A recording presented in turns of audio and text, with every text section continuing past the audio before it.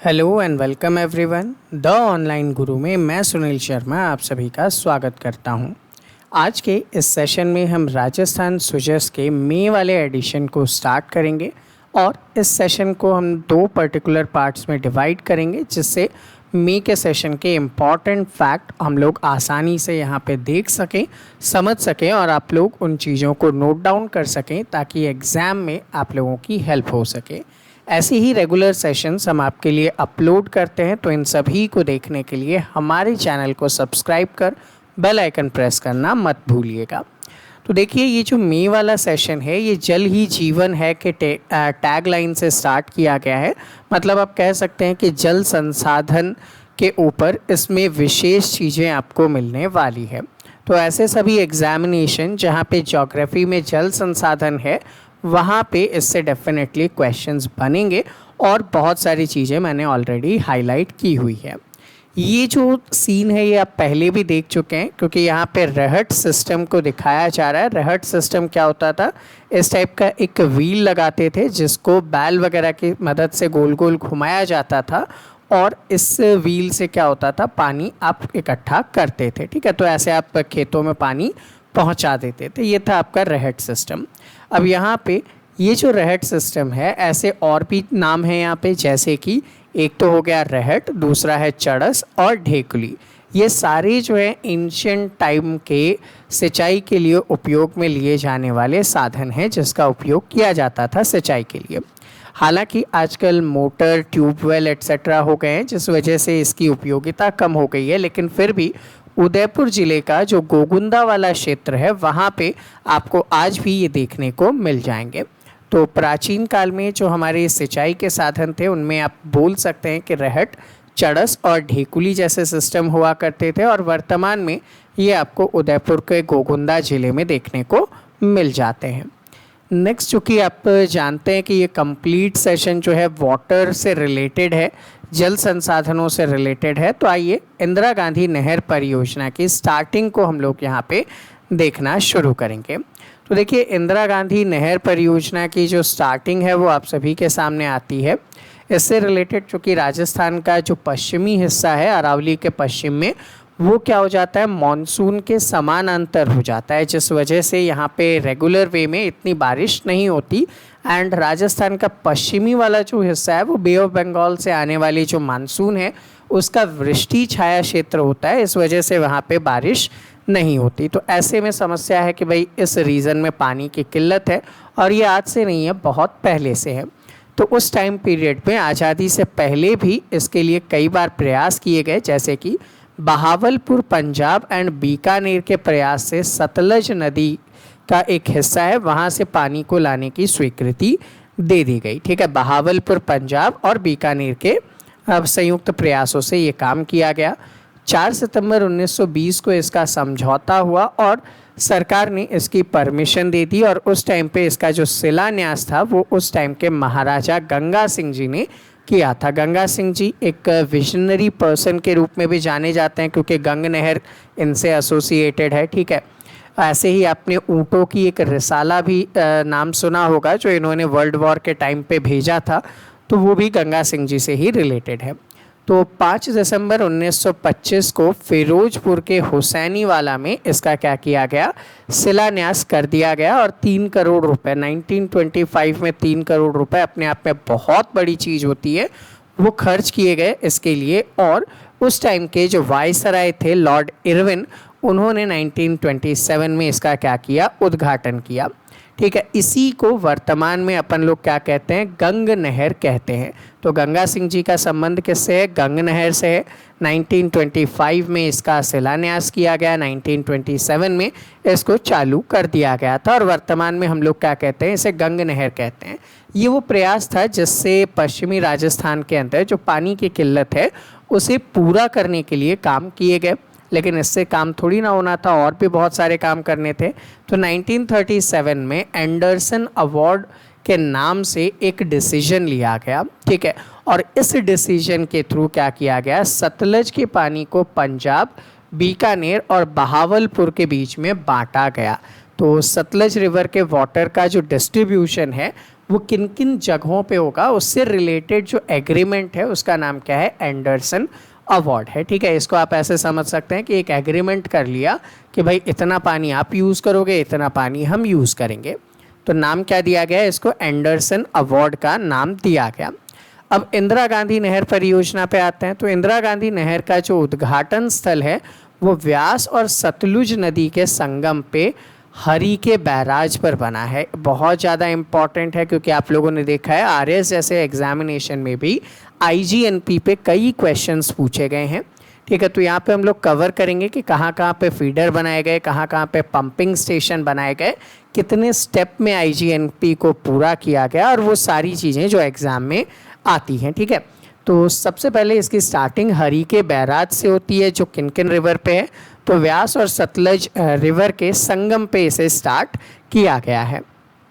अब इसकी जो एक्चुअल लंबाई है फीडर की वो है 204 किलोमीटर, इनमें से 170 किलोमीटर पंजाब में और 34 किलोमीटर जो है राजस्थान में। ठीक है, 170 किलोमीटर पंजाब प्लस हरियाणा है, जबकि राजस्थान में 34 किलोमीटर इसकी लंबाई देखने को मिली। 18,500 क्यूसेक वाटर होल्डिंग इसकी कैपेसिटी बताई जा रही है। अब मुख्य नहर की लंबाई 445 किलोमीटर है, जबकि ये राजस्थान में कहाँ से एंटर करता है, तो हनुमानगढ़ जिले के मसीता वाली हेड से शुरू होता है। इम्पॉर्टेंट है, आईजीएनपी राजस्थान में कहाँ से प्रारंभ होती है, तो हनुमानगढ़ जिले के मसीता वाली से ये प्रारंभ होती है। ये आप याद रखेंगे। किस पे बना है, तो व्यास और सतलज पे बना है। कहाँ से बना है, तो हरी के बैराज से बना है। ठीक है, और राजस्थान में इसकी शुरुआत कहाँ से होती है, तो हनुमानगढ़ जिले के मसीता वाली से इसकी शुरुआत हो जाती है। ठीक है, तो ये आप देख ही पा रहे हैं कितना बड़ा एरिया है जिसके थ्रू यहाँ पे वाटर उपलब्ध किया जा रहा है। तो इसकी जो रूपरेखा है, सबसे पहले बीकानेर रियासत के जो सिंचाई अभियंता थे कंवर सेन जी ने, उन्होंने इसको स्टार्ट किया था और हेडिंग लिखा था बीकानेर राज्य में पानी की आवश्यकता। 1948 में इन्होंने इससे रिलेटेड इन्फॉर्मेशन पब्लिश की थी। तो इस महत्वाकांक्षी परियोजना की रूपरेखा किसने बनाई, तो बीकानेर के मुख्य सिंचाई अभियंता कंवर सेन ने इसका पूरा ड्राफ्ट बनाया था। उस टाइम पे 31 मार्च 1958 को तत्काल के जो गृह मंत्री थे गोविंद वल्लभ पंत, इन्होंने राजस्थान की जीवन रेखा कही जाने वाली आईजीएनपी परियोजना की क्या करी, आधारशिला रखी। तो कब, 1958 में इसकी आधारशिला रखी गई। कुल लंबाई 649 किलोमीटर है, जबकि इसके जो वितरिकाएँ हैं वो लगभग 9413 किलोमीटर का एरिया रखती है। इस फीडर की गहराई 21 फीट है और राजस्थान सीमा पर जो है फीडर के तले की चौड़ाई 134 फीट है। इसको आप ऐसे समझ सकते हैं कि ये आपका फीडर है। ठीक है, जैसा कि आप यहाँ पे देख रहे हैं इसके थ्रू पानी बह रहा है। तो ये जो है इसकी गहराई यहाँ से लेके यहाँ तक कितनी है, 21 फीट है, जबकि यहाँ से लेके चौड़ाई कितनी है, 134 फीट रखी गई है। तो इतना लंबा चौड़ा एरिया जिसपे से पानी बहता हो, तो आप समझ सकते हैं एक हरक्यूलियन टास्क था, एक बहुत बड़ा कार्य था जिसे पूरा किया गया। अब इंदिरा गांधी नहर की कुछ शाखाएं हैं। अब शाखाएं क्या होती है, मेन ब्रांच आप लेकर आए, ठीक है, व्यास और सतलुज से, हरी के बैराज से। उसके बाद क्या होगा, अलग अलग जगह में इसकी पानी की सप्लाई करने के लिए उससे और वितरिकाएँ निकाली गई। तो प्रमुख 7 शाखाएं हैं जिनके बारे में आपको पता होना चाहिए और एज इट इज़ क्वेश्चन आ जाता है। रावतसर शाखा कहाँ, हनुमानगढ़ में निकाली गई है। ठीक, नेक्स्ट है सूरतगढ़ शाखा, श्री गंगानगर जिले में निकाली गई है। अनूपगढ़ गंगानगर में निकाली गई है। पूगल बीकानेर, और पूगल आप जानते हैं भेड़ की भी नस्ल है। ठीक है, बिरसपुल बीकानेर के अंदर है। शहीद बीरबल जैसलमेर में है और सागरमल गोपा जैसलमेर में है। ये लास्ट के 2 पे कई बार क्वेश्चन आपको देखने को मिला है। ठीक है, तो शहीद बीरबल जैसलमेर में, सागरमल गोपा भी जैसलमेर के अंदर है और ये इसकी प्रमुख शाखाएं हैं, वितरिकाएं हैं, जिससे अलग अलग जगह पे वाटर की सप्लाई की जाती है। अब चूंकि क्या होता है, आपने देखा आप एक रीज़न से पानी को लेकर आ रहे हैं और राजस्थान के मैप की अगर आप बात करते हैं तो लगभग ये वाला हिस्सा आप यहाँ पे देख रहे हैं। ठीक है, इस टाइप का राजस्थान आपको देखने को मिलेगा। तो अब आप यहाँ हनुमानगढ़ से एंटर कर रहे हैं और इस रीजन तक आप पानी लेकर आ रहे हैं।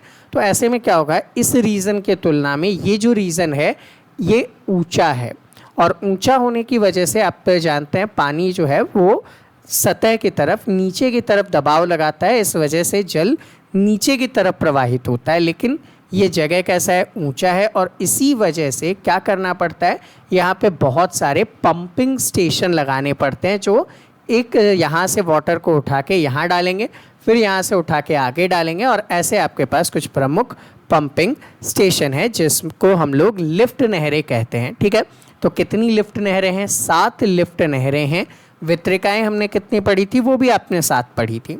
अब ये कौन कौन सी हैं, तो वो देखिए, पहला आता है चौधरी कुंभाराम लिफ्ट नहर, जो कि नौहर सहावा लिफ्ट नहर के रूप में जाना जाता है। ये हनुमानगढ़, चूरू, बीकानेर, झुंझुनू के लिए है।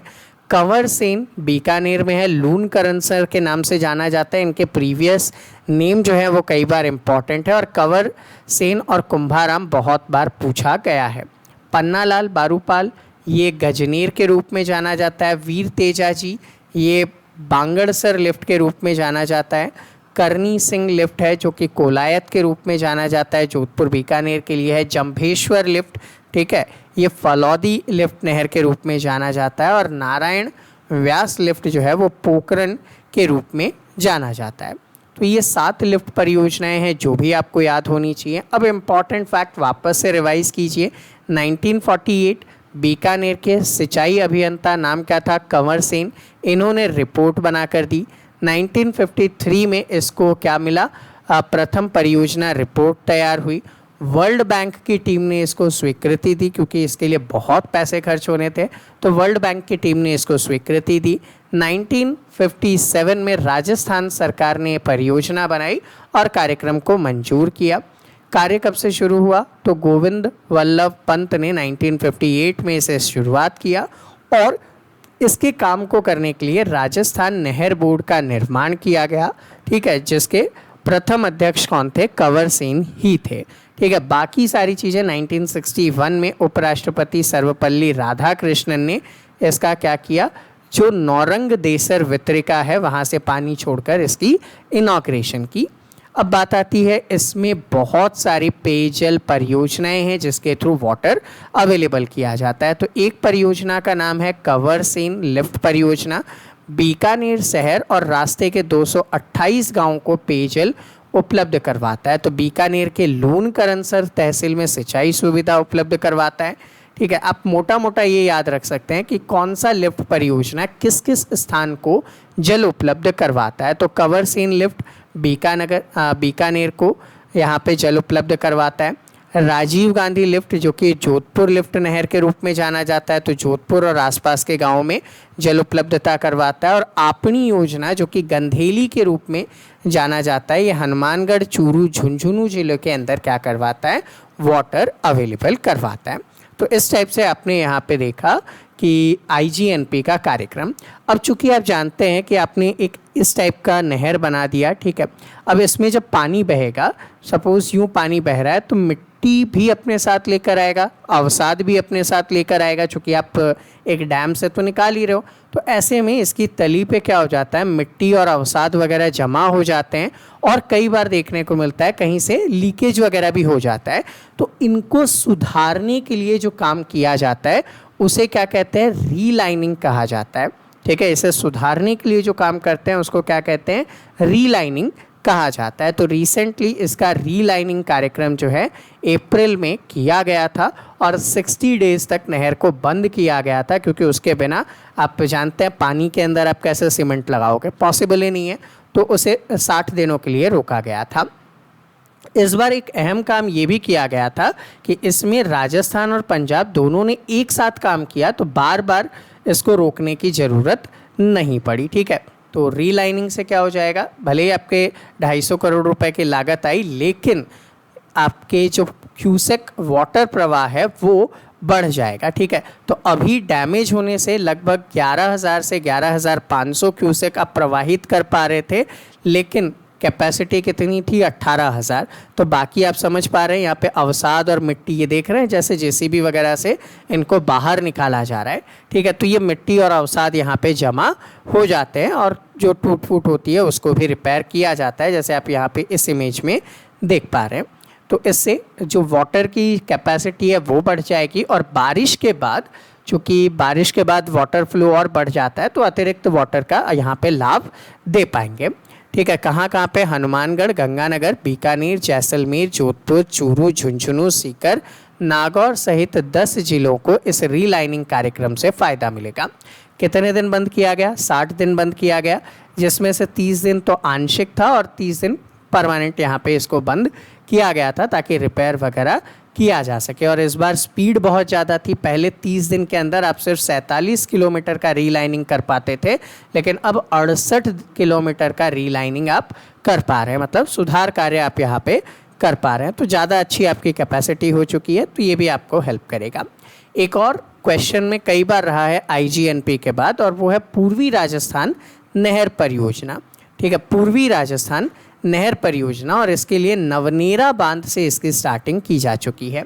क्योंकि आपने देखा राजस्थान के जो 13 ज़िले हैं कौन कौन से? अलवर, भरतपुर, धौलपुर, करौली, सवाई माधोपुर, दौसा, जयपुर, अजमेर, टोंक, बूंदी, कोटा, बारा और झालावाड़ के रीजन में, क्योंकि ये सारे लगभग पूर्वी हिस्से में आते हैं, तो यहाँ पे जल की उपलब्धता के लिए क्या किया गया? पूर्वी राजस्थान के नाम से इस परियोजना के बारे में स्टार्ट की गई।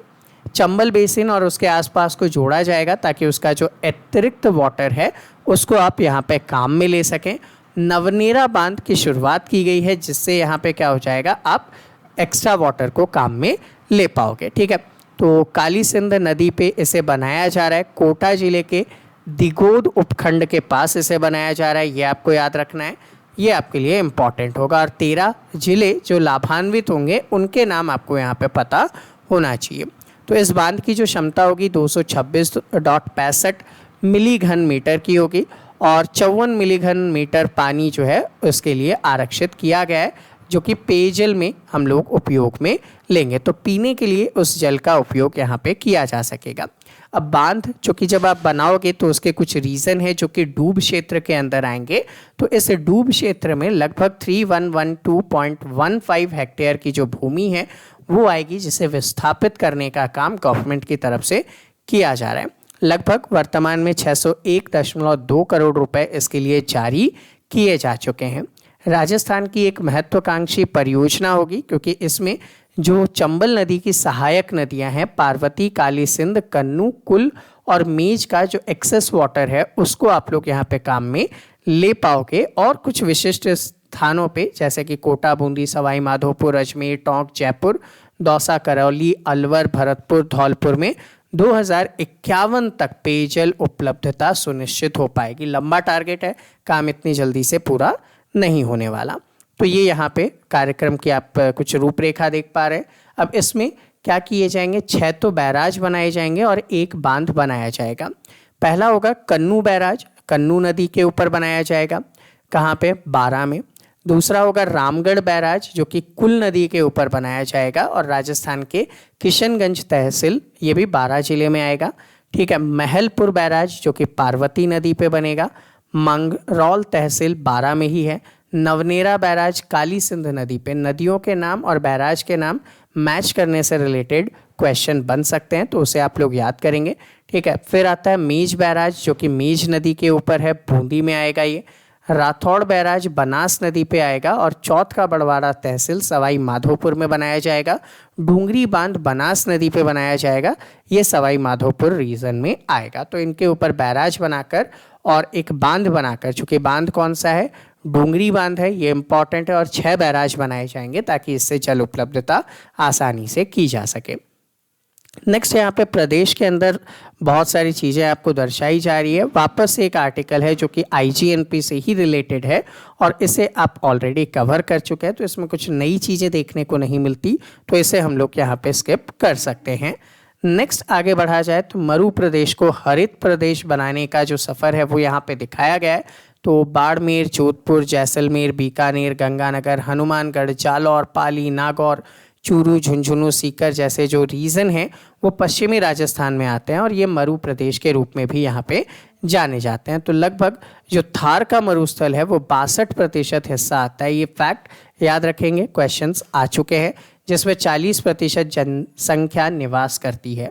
और अगर आप देखें तो विश्व का इकलौता ऐसा डेजर्ट है जहाँ पे सबसे ज़्यादा जैव विविधता पाई जाती है, जहाँ पे सबसे ज़्यादा जनसंख्या निवास करती है, और भी बहुत सारी चीज़ें इससे रिलेटेड इम्पॉर्टेंट है। सेम एज यहाँ पे और अगर आगे चले तो भारत के प्रधानमंत्री पंडित जवाहरलाल नेहरू ने क्या किया था, नदी घाटी परियोजना को आधुनिक भारत के मंदिर की श्रेणी दी थी।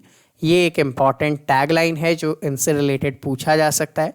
राजस्थान में चंबल परियोजना है, माही बजाज सागर है, बीसलपुर परियोजना है, सरदार सरोवर है, और भी अन्य परियोजनाएं हैं जो जल उपलब्धता करवा रहे हैं। इसमें अगर देखा जाए तो कुछ विशेष नदियों पर बांध बनाए गए हैं और परियोजनाएं हैं जो इम्पॉर्टेंट है, जैसे कि पाली जिले में जवाई नदी पर जवाई परियोजना। याद रखेंगे कौन सी परियोजना किस रिवर पे और किस जिले में है। डूंगरपुर जिले में सोम नदी के ऊपर सोम कमला अम्बा परियोजना, उदयपुर में मानसी वाकल पे, और प्रतापगढ़ जिले में जाखम नदी पे जाखम परियोजना है। तो ये परियोजना और किस रिवर के ऊपर है, ये आपसे कई बार क्वेश्चन पूछे जाते हैं, तो सुमेलित करने वाले प्रश्न का आंसर आप यहाँ पे दे पाएंगे। नेक्स्ट आता है जल जीवन मिशन। राजस्थान में जो कि 1.16% सतही जल है और 1.7% भूजल उपलब्ध है पूरे भारत का, लेकिन भारत का क्षेत्रफल कितना है, 10.45%। तो पूरे भारत का 10.45% क्षेत्र आपके पास है, लेकिन जल उपलब्धता कितनी है, सतही जल का 1.16 और भूजल का 1.7%। तो अपने आप में बहुत कम है, और जनसंख्या आप 5.5% लेकर बैठे हो, तो ऐसे में उनके जल की उपलब्धता करवाना एक बड़ा काम होता है। तो जल जीवन मिशन स्टार्ट किया गया था केंद्र सरकार की तरफ से 2024 तक, मार्च 2024 तक इनका टारगेट है कि हर घर में पेयजल आपूर्ति की जा सके। 2019 में स्टार्ट किया गया था और टैगलाइन क्या था, हर घर जल कनेक्शन। इससे प्रति घर 55 लीटर प्रति व्यक्ति प्रति दिन के आधार पे पेयजल सुविधा उपलब्ध करवाने का लक्ष्य रखा गया है। ठीक है, तो ये याद रखेंगे, 55 लीटर प्रति व्यक्ति प्रतिदिन के आधार पे आपको जल उपलब्धता सुनिश्चित करवाई जाने का यहाँ पे टारगेट इन्होंने लिया है, जिससे आपका काम आसानी से हो सके। नेक्स्ट पार्ट आते हैं, यहाँ पे कुछ इंटरव्यू दिए गए हैं, और इंटरव्यू से रिलेटेड कभी भी फैक्चुअल क्वेश्चन नहीं बनते क्योंकि वो पर्सनल ओपिनियन माने जाते हैं, तो इसे हम लोग यहाँ पे स्किप करेंगे। ठीक है, इंटरव्यू को हम लोग यहाँ पे क्या करेंगे, स्किप करेंगे। अगला जो आर्टिकल हमारे पास आता है उसे देख लेते हैं। यहाँ पे बेहतर जल प्रबंधन के लिए आपको बताया जा रहा है कि लपोड़िया गांव जो है वो जयपुर के दूदू के निकट है, उसके बारे में एक नॉर्मल आर्टिकल इन्होंने पब्लिश किया, जो प्रतिदिन 16,000 लीटर दूध उपलब्धता करवाते हैं सरस डेयरी को। इम्पॉर्टेंट फैक्ट में आप मान सकते हैं। तो ऐसे हमने अराउंड 50% ऑफ द मैगजीन, जो कि 59 पेजेस का है ये, और हमने अराउंड 31 पेजेस को कवर कर लिया है। तो बाकी का जो पार्ट है वो हम सेकंड पार्ट में देखेंगे, जहाँ पे ईसरदा बांध परियोजना और आगे की चीज़ों को कवर अप करेंगे। ठीक है, तो आई होप आप सभी को आज का सेशन इजीली समझ में आया हो। फिर भी अगर कोई डाउट या कोई क्वेरी है तो आप नीचे कमेंट के थ्रू इन्फॉर्म कर सकते हैं। आपके सभी डाउट एंड क्वेरीज को रिजॉल्व किया जाएगा। मिलते हैं आपसे अगले सेशन में। ऐसे ही सेशन देखने के लिए चैनल को सब्सक्राइब करके बेल आइकन प्रेस कीजिए। जय हिंद।